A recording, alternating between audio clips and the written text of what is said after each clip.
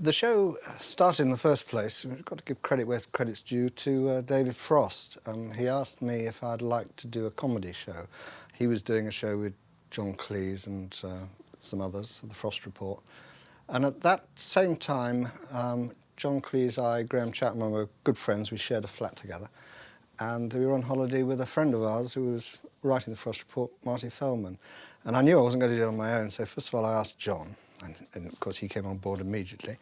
Then Graham, and then Marty. And the funny thing was that after the first show, the pilot, David Frost said to me, don't think the audience are going to like those funny eyes. But of course that was his fortune. There was a moment when we were looking in a shop outside the British Museum. It was a joke shop, and I remember it was stink bombs, the biggest stink since Hitler.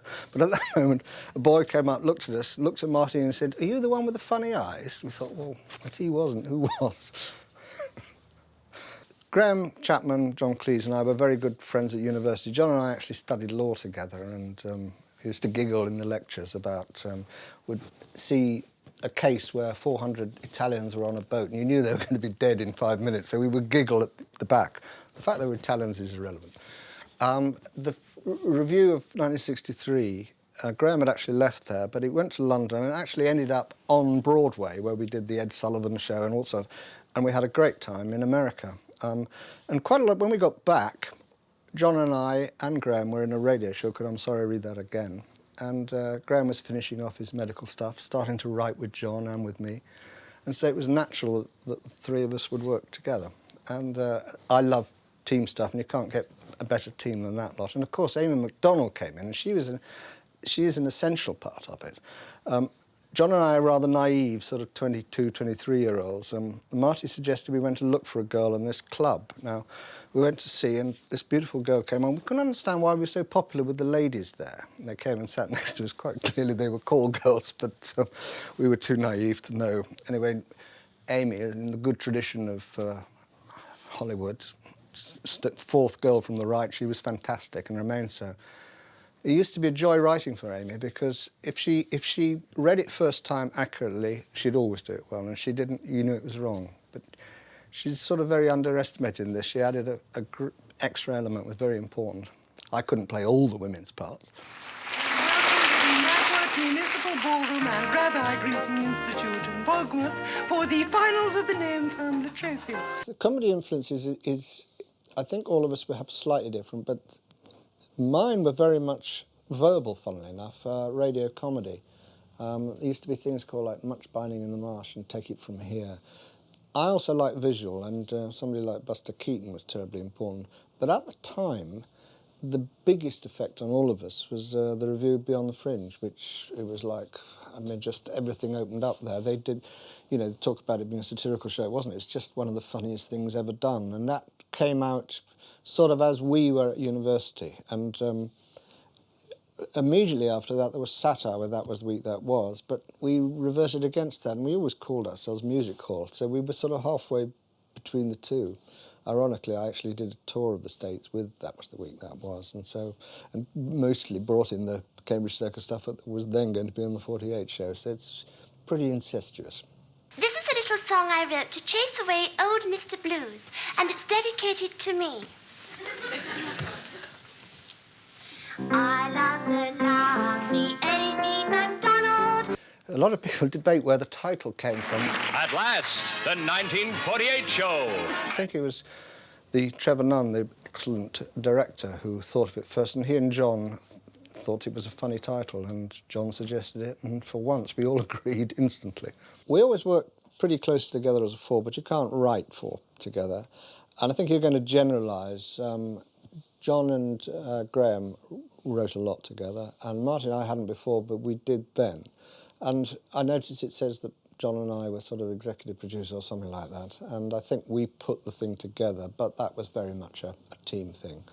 That was the joy of it, really, and people would bring in bits of sketches, and you'd work on it together and make it better, and that's a great way of writing, I think. And I found a piece the other day which was a sketch for this, which it starts out with my handwriting and ends up with John Cleese's, and that's probably, I thought, oh, you finish it or pass it over and his writing's better than mine. It's as simple as that, I think. Good time. we did enjoy the whole making of it enormously, and there's a man that always gets left out of the praise here.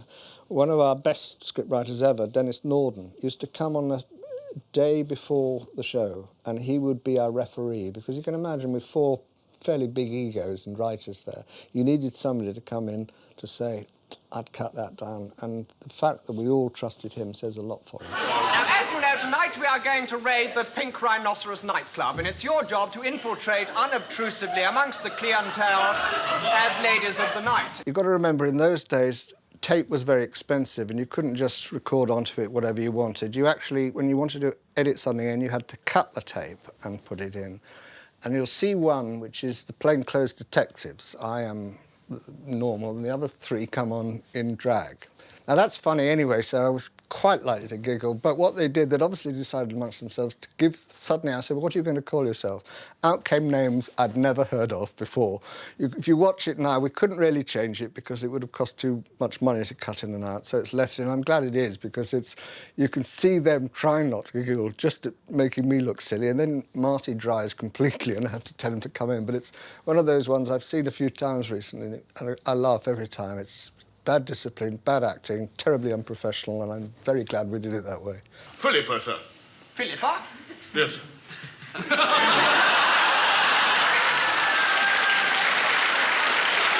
is a nice name. That is Hawkins. Samantha, sir. And, Bute, don't tell me Bute. I thought it was Doris, sir. That's good, well, that's splendid. Sir, do I have to be Doris, sir? It's such a mousy name. Well, what would you prefer? There's a sketch that we did, I think, originally on radio. I'm sorry I read that again, which is Top of the Form, where it makes me laugh because there's always that moments when it's so unfair. And there was a programme called Top of the Form, and every answer suddenly became pork, pork. And then somebody says pork, because everybody has, and I think John's line is, no, you're just guessing, aren't you? Which makes me chuckle each time. Again, it allowed us to dress up as schoolboys and schoolgirls and get paid for it, which was a change. It was good fun, that. The 1 or 2 that I'd rewritten, there's one which I do, which is the Chartered Accountant Dance, and that used to be called the Flubber originally, and it was doing things... It started off because when the twist was famous, you used to do it by stubbing out a cigarette and doing a towel, so we thought we'd make it more ridiculous, but by the time we got the 48 show, accountants, chartered accountants were in our headlights. We thought they were the most boring people in the world. We were slightly worried about our own accountant, but he liked it because he was a certified accountant and his wife was a chartered accountant. But I was eventually asked to actually speak, and accountants do.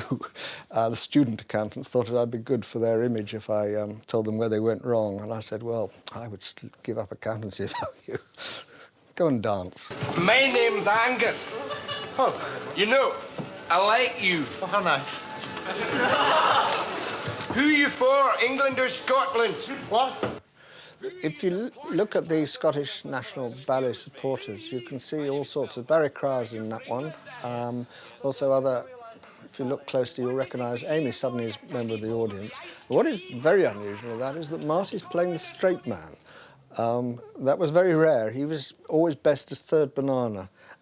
We had one sketch, I don't think it's on here, unfortunately, which was... It was an antique show called Going for a Song, which went out at the time.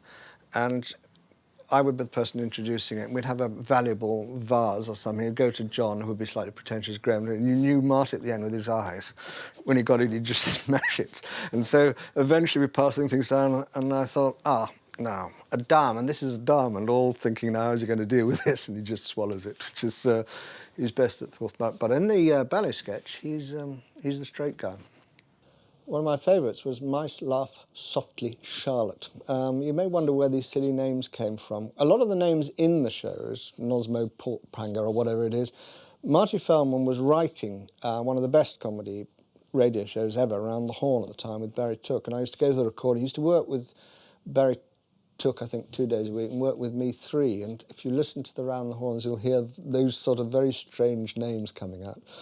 But the Mice Charlotte abbreviation, it was originally one we did on stage, but we changed it. It was all the idea of this hitting people and then falling over while you deliver your dialogue, and then you come at the other person, and it just made me laugh watching it recently, and I thought, so proud to be part of that. And you suddenly notice there's Bill Oddie as a sort of henchman, and then there's a lift man at the back who's Eric Idle.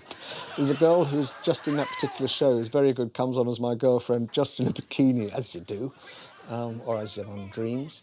And it's a great show. There's also the one that on there, which is the library one, which I like, which is suddenly everybody's obeying the library rules and not making a noise, even though I'm the usual robber with a striped shirt and swag and a mask. And the minute somebody goes gun, people go shh, and that was good fun to do. Barry Cryer came into that. It was almost like a repertory in a way. There's one sketch in there which makes me feel quite tired watching it, which is when I'm the hospital visitor. On the National Health, people in hospital, if they hadn't got a visitor, then you set this machine off and they get this appalling, and it just used to exhaust me, because I did it on stage originally. And with Bill Oddie, who was had been in the original show with us, and so obviously nobody else was volunteering to do that part, so Bill came in and did his original part, which was terrific. If you would like me to bring you in... No, please, you go on. Mine wasn't at all interesting, really. What you notice with some of these early comedies is that if you get the Four Yorkshiremen or you get the Sidney Lotterbys, we're all sitting very close together, very unlikely at a far side of a table, not round a table, because you couldn't, in those days, cut in so well. And there's a moment in the Sidney Lotterby when I've obviously been told to turn to camera, and I've been talking like this and suddenly turned to camera like that, rather unsubtly, and then back again. I hope I've learnt.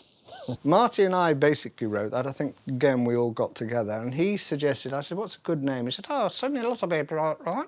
I said, OK.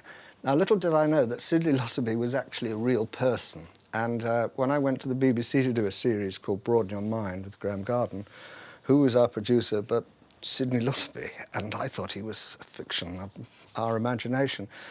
There was an album, an LP of the show, the last 1948 show, and on it was a Sidney Lotterby sketch, and people in drunken estate around London would pick up the phone late at night and think, oh, I wonder if we can find Sidney Lotterby. Oh, yes, there he's in the book.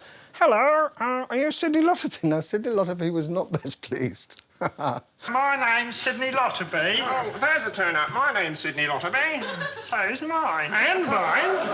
Well, isn't it a coincidence all being called Sidney Lotterby? I've never been bitter in my life, but there was a moment a few years ago when I was, because I used to keep hearing, isn't it the greatest sketch ever, the Four Yorkshiremen? I'd say, yeah, it is, because people didn't know that I'd co-written it. Who'd have thought, 40 years ago, that we'd be sitting here drinking Chateau de Chasselas? I would have been glad of the price of a cup of tea, then. Somebody gave me the entire credit for it recently, which is ironical, because I've never been given credit before. But we very much wrote it together. And it was one of those sketches, if you think about it, that you start to exaggerate and it becomes fun. You get more and more exaggeration. In fact, I know that I've rewritten that sketch myself several times. I know other people have. But it is one of those things that the minute somebody starts to boast, then you find others think, hey, let's like the Four Yorkshiremen sketch. And it's lovely to see it. Right. We used to get up in morning at 10:30 at night, half an hour before we'd gone to bed, eat a lump of poison, work 29 hours a day at mill for 8 year lifetime, come home, and each night Dad would strangle us and dance about on our graves. Aye, and you try and tell that to the young people of today. Will they believe you? No! When we did a last 1948 show, was an independent television production company, Rediffusion. It didn't even go out in all the regions all the time in England. We were on the front cover of the TV Times here. But down below, I say down below because they had offices below, was the Do Not Adjust Your Set team. And the producer of that was our Cambridge Circus producer. And if you'd said to me, were you ever in Do Not Adjust Your Set? I said, no. But then I saw the tapes and, yep, I was, as a frogman who seemed to be desperately wanting his moment of glory, but getting told to push off, and probably in rehearsals it was stronger language than that. I heard that Michael Palin was ill, so I thought I might pop along and fill in a few gaps with my frogman routine. Push off. I honestly don't know why I was in. Maybe they panicked a bit and felt it needed something a bit extra. I like to think that's the reason. But sadly, even I don't believe it. After 48 show, Marty, BBC realised that Marty was hot property, and he hadn't done anything, so he actually asked me would I go with him to the BBC. And I nearly didn't, because the woman at the BBC offered me 9p, and my agent said, well, I've never heard of him, she said. Anyway, I did go there, and 2 very good series with Martin, very good fun, and I played his wife quite often, and it was at a time when I think it could easily have been in Python then. I don't think I'd have been right for Python. I don't think I'm as good a writer as some of the others, and I think they're very much a writing and performing team. But while I was doing Marty, I was asked by the head of comedy there, Michael Mills, would I like to do a comedy, a series of my own? And I said, yeah, but again, I want a friend. And it just so happened that Graham Garden was qualifying as a doctor and he wanted to leave, and it was Eric Idle that brought us together. He had followed me as president of the Footlights, Graham, and we sat out and wrote these series of thing called Broaden Your Mind. And the first one, I think, is one of the best shows I've been in, but the second series, Bill Oddie joined us to sing songs, and we were doing the radio show, I'm Sorry, Read That Again. So a lot of the sketches were in the 48 show, I'm Sorry, Read That Again, Broaden Your Mind. But the BBC wanted a 3rd edition of Broaden Your Mind, but they wanted it different. Now, Python had just started then, and they were brilliant. The problem with sketch comedy is you get to a punchline, and then you've got to start all over again. They got round it, usually by Graham Chapman coming in and saying, this is silly, this is boring, let's go somewhere else. Well, we got round it by having 3 characters who basically represented right, middle ground, left wing. And each week we had a story, but basically, if you look closely, there are 4 or 5 extended sketches intermingled. So that's how the goodies were born.